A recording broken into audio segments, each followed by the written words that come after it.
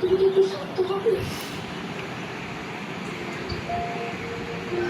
সকাল থেকে কাজ করতে করতে ঘাড় ব্যথা হয়ে গেছে বলে তখন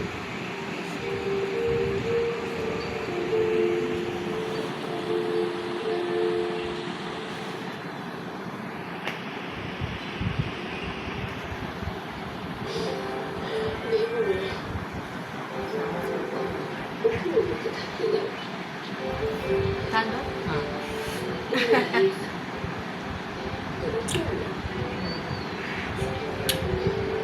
ওইটা হাতে লাগছে আর জামাই উঠছে না।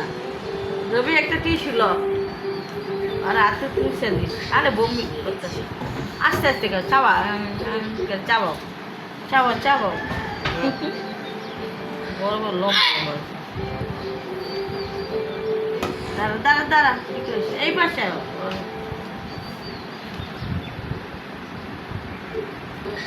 লম্বা লম্বা খাইলে গলায় বাজে।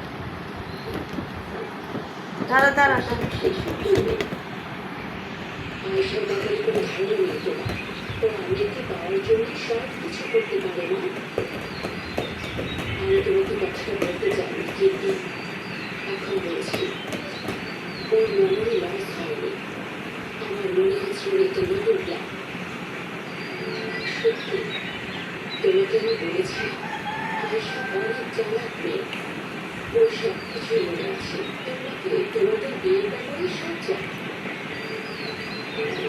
হ্যাঁ কারণ তুমি আর আমি